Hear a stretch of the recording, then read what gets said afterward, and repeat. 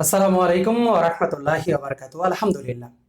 আজকে আমি আপনাদেরকে যে গল্পটি শোনাতে এসেছি, রকমারি.com এর মালিক মাহমুদুল হাসান সোহাগ ভাই একদিন রাজশাহী ইউনিভার্সিটির মসজিদে আসরের নামাজের পরে কিছু কথা বলেছিলেন। সে কথাগুলো আমার মনের ভিতরে নাড়া দিয়েছিল, সেগুলোই আপনাদের সাথে শেয়ার করতে চাচ্ছি। রকমারির মাহমুদুল হাসান সোহাগ ভাই রাজশাহী ইউনিভার্সিটির মসজিদে একদিন আসরের নামাজের পরে, মানে তাবলিগ জামাতের সাথে উনি এসেছিলেন এবং বলল যে আসরের নামাজের পরে আম, দিনের বিষয়ে কিছু কথা বলবেন তিনি। তো সেখানে আলহামদুলিল্লাহ আমার বসার সৌভাগ্য হয়েছিল। তো সেখানে উনি সেখানে সোহাগ ভাই প্রথমে আমাদেরকে যে প্রশ্নটি করলেন, আসলে শয়তানের বয়স কত? আপনার কাছে কি মনে হয় শয়তানের বয়স কত, অর্থাৎ ইবলিস শয়তানের বয়স কত?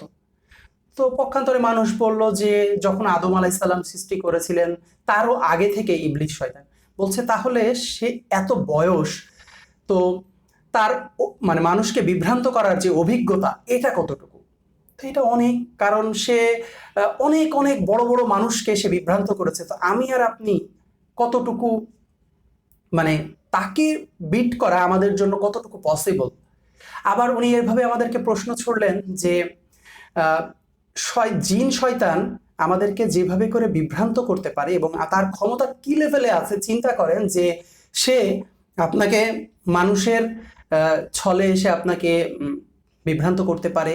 জিন শয়তান আপনাকে আমাকে আমাদের শরীরে ঢুকতে পারে, আমাদের শরীরে ঢুকে আমাদেরকে বিভ্রান্ত করতে পারে, আমাদের চিন্তা জগতে ঢুকে আমাদেরকে বায়াস করতে পারে, আমাদেরকে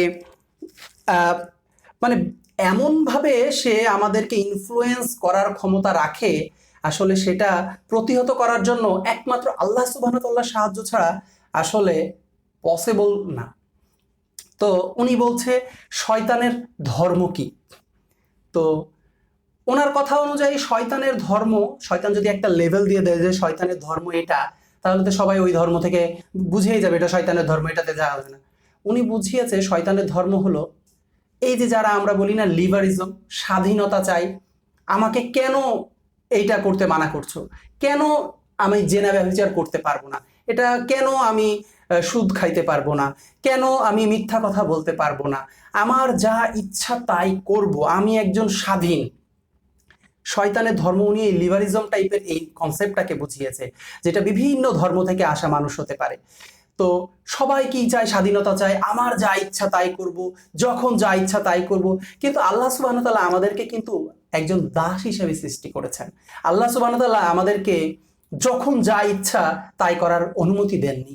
আল্লাহ সুবহানাহু ওয়া তাআলা আমাদেরকে সূরা জারিয়াতে বলছে যে আমি জিন ও মানব জাতিকে সৃষ্টি করেছি একমাত্র আমার বন্দেগী করার জন্য।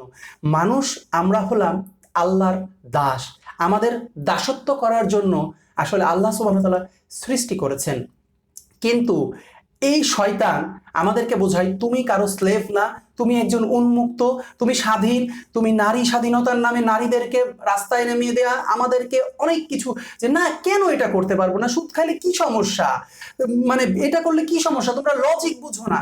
কিন্তু আল্লাহ সুবহানাহু ওয়া তাআলা আমাদেরকে দাস হিসেবে সৃষ্টি করেছেন। তো আমাদের কাজ হলো আনুগত্য করা, আমাদের কাজ আসলে যখন যা মন চায় তা আমরা করতে পারবো না। বিনিময়ে আল্লাহ সুবহানাহু ওয়া তাআলা আমাদেরকে জান্নাতের সুসংবাদ দিয়েছেন যারা আল্লাহ যা বলে তাই করে এবং আল্লাহ যা নিষেধ করেন, যেটাতেই আমাদের কল্যাণ রয়েছে, সেটা থেকে বিরত থাকে। তো এরকম আরো অনেক বিষয়গুলো উনি কথা বলেছেন।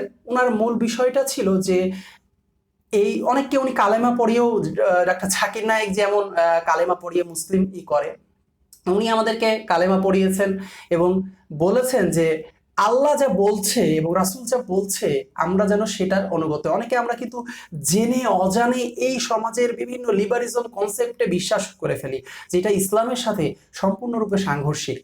তো এই বিষয়গুলো ওনার কাছ থেকে শিখেছি। আরো বেশ কিছু বিষয় ছিল, সবগুলো হয়তো মনে নাই।